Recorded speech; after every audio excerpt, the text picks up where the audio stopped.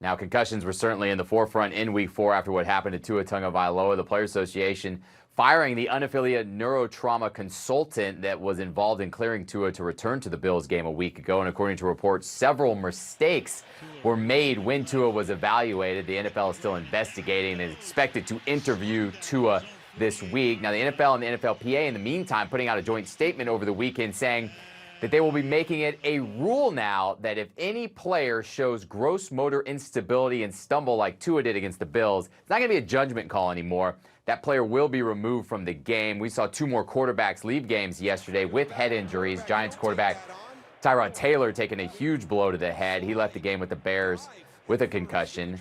The Patriots, meanwhile, losing backup Brian Hoyer as well. He took a big hit on this sack. His head hit the turf. He did not return after that as the Patriots lost in overtime to the Packers 27-24. And Alex, the NFL has not put out an official rule yet. They're still working on the wording, but the expectation was told to all of the teams of what is expected moving forward when it comes to a player and head injuries. Yeah, those are some tough plays to watch. Andy Scholes, thank you so much for that. All right.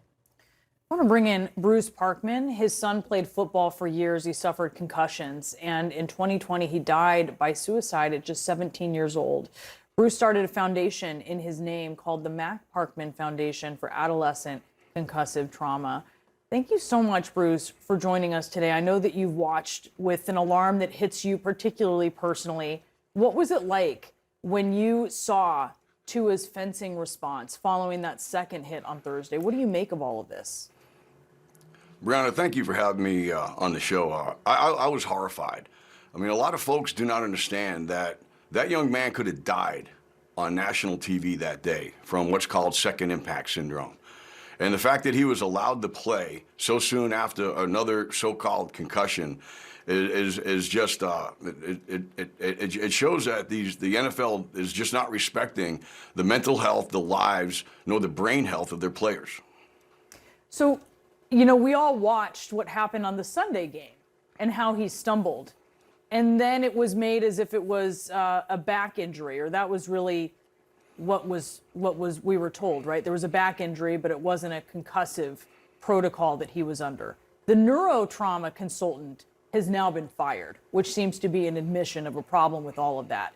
Is that enough in your mind?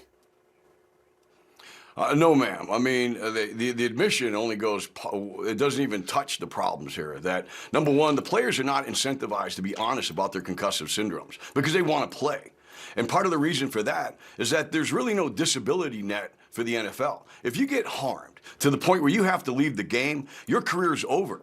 And what do you have to fall back on?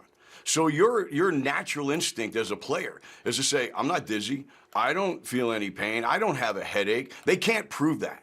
So the NFL needs to adjust its protocols. Right now, those protocols do not test the parts of the brain that are actually damaged.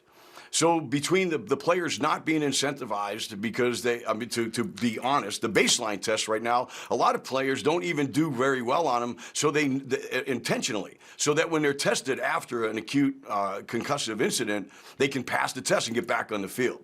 The NFL needs to adjust its priorities, and those players' mental health and their brain health need to come way ahead of winning and money. I do think, Bruce, that people know a lot more now about concussions. We saw that by some of the outrage that happened just by the fact that Tua was on the field again on Thursday. People know more about the ramifications of multiple concussions. What do you want fans and parents to know? You're calling on the NFL. What do you want fans and parents to know? I want fans and parents to know that your kids' future is at risk every time they put on a helmet. This is not about concussions. This is about subconcussions. The hundreds, if not thousands of blows that your child's developing brain will take when they play sports at a young age. Youth contact sports has devastated the brains and mental well-being of hundreds of thousands, if not millions of kids right now who are affected as adults and as children with mental health issues, mental health disorders. You look at NFL greats like Junior Seau, Vincent Jackson, Dwight Evans that are no longer here. This is what parents need to understand. When your kid, Tua has played football for 16 years. That's an enormous amount of subconcussive trauma that impacts the brain and has been shown by science, research, and logic, and we put it all in this book, that leads to brain damage that results in mental illness. My son ran off a cliff, an 80-foot cliff, absolutely stone cold sober. He was in pain. He was depressed and schizophrenic, all because he wanted to play contact sports. My son is not here. Hundreds of other children are not here. Our NFL players are hurting because we treat concussions like headaches. They're brain injuries, and this needs to stop.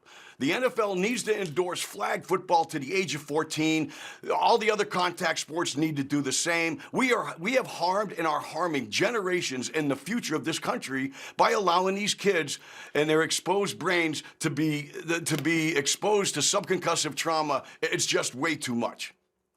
Bruce, your son was beautiful, and your pain is palpable, and we so appreciate you joining us to talk about what this means. Bruce Parkman, thank you.